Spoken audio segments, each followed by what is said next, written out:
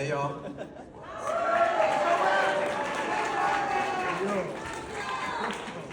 So, who here owns any Christian clothing?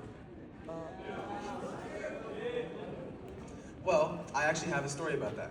So last year, I went to the gym like any regular day, but what was different about that day was when I was getting ready, I decided to grab this Trust in the Lord shirt.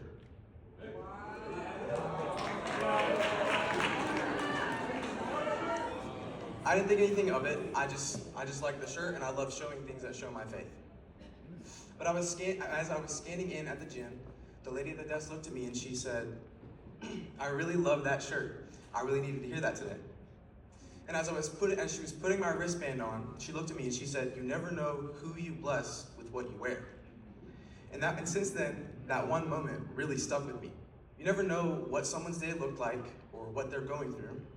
And a simple shirt could just improve their entire day. You see, in Matthew 5, verses 14 through 16, Jesus says, "You are the light of the world. A town built on a hill cannot be hidden. Neither do people light a lamp and put it under a bowl. Instead, they put it on a stand, and it gives light to everyone in the house. In the same way, let your light shine before others, that they may see your good deeds and glorify your Father in heaven." And in Ephesians 5, Paul says, "For you were once darkness, but now you are light in the Lord." So what is light? What does it do? Well, the light corrupts the darkness. It takes over a whole room. And a simple phone flashlight could light up an entire room.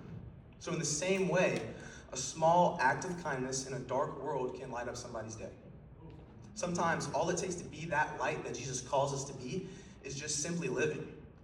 Some people may say that you have that Jesus glow. And that's the light that he's talking about. That's the light that he gives us.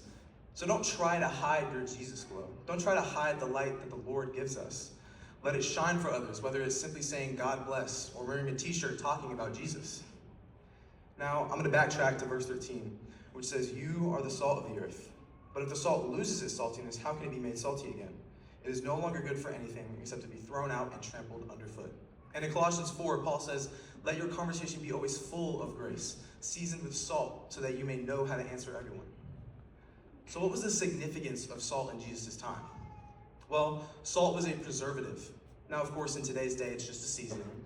But back in that time, people would use salt to preserve their food. So what would that mean in his time? Well, my first thought is that he's calling his followers to go around preserving the earth and to preserve the truth that he spoke. And we can even do that today.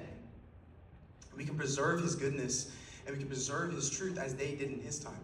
We can provide hope in an earth slowly decaying without the Lord. But later on in this verse, Jesus talks about the salt losing its saltiness. And that really got me thinking, what does losing our saltiness mean for us? Well, I looked up the Greek term for it, and the Greek term means to become foolish. So the way that we, as the salt, literally lose our saltiness is by becoming foolish and sinful and otherworldly. And to dive even deeper into the topic of salt, I want you to think of a grain of salt. It's incredibly small, but the effect that it has on food is noticeable.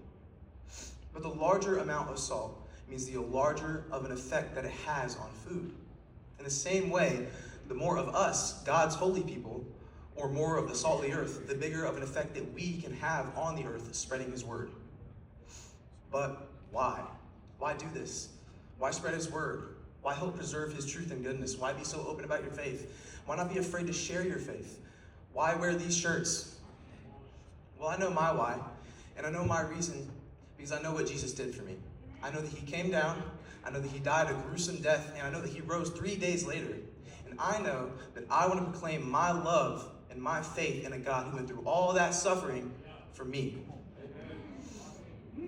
So how can we make ourselves the salt? How can we be the light of the world? Well, here are 3 ways that you can make yourself the salt and the light. Number 1 is to live differently. Salt stands out because it's different.